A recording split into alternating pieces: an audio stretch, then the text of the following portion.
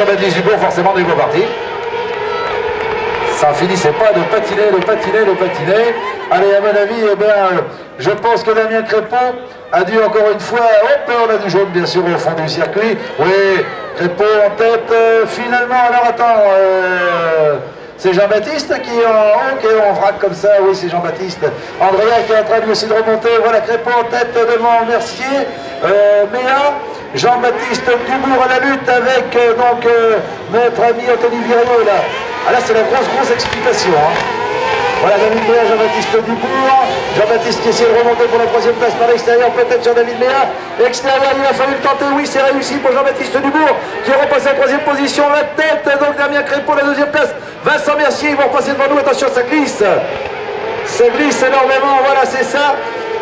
Le 43 devient 10e place pour Mathieu Fouquet, alors que là le numéro 22 qui passe au ralenti c'est Florent Lebrun. Florent qui connaît encore des soucis qu'il y en avait eu en première manche en première série d'essais chrono, et apparemment ça ne va toujours pas mieux.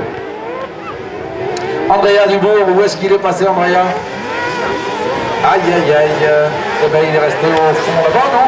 Oui, ici, il a dû rester au fond puisqu'on ne le voit plus là. Hop, petite faute.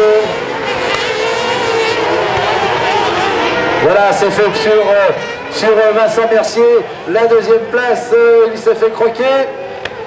Allez, sans problème pour Damien Crépeau, Vincent Mercier, Jean-Baptiste Dubourg, Vincent Mercier, Anthony Viriot, David Méa. Eh bien, on a perdu Andrea Dubourg. Il revient, il arrive. Ah oui, le voilà. Il était parti à la faute d'abord, Andrea. Ah ben c'est le problème, hein, quand on va au mastic comme ça, ben, quelquefois ça ne sourit pas. Alors maintenant, ben, la tâche pour Jean-Baptiste Dubourg, ça va être de remonter sur Damien Crépeau. Et là, c'est un autre problème. Même si Vincent Mercier eh bien, est un sérieux pilote, c'est un morceau un peu plus coriace que Jean-Baptiste va retoucher. Alors on va dire que ben, finalement... ils ont limité quand même les dégâts des essais. José, non, c'est Mathieu Fouquet maintenant, Joseph Fosso avec le CEMOG, il est un petit peu plus loin. On retrouve également Julien Lamotte, mais en 11e position, Julien Lamotte, le numéro 56, Nicolas Bidot également. Et là, Nicolas Bidot avec son numéro 17. Matteo Pelusi en 13e position, Andrea Dubourg 14 et la 15e place pour Florent Lebrun.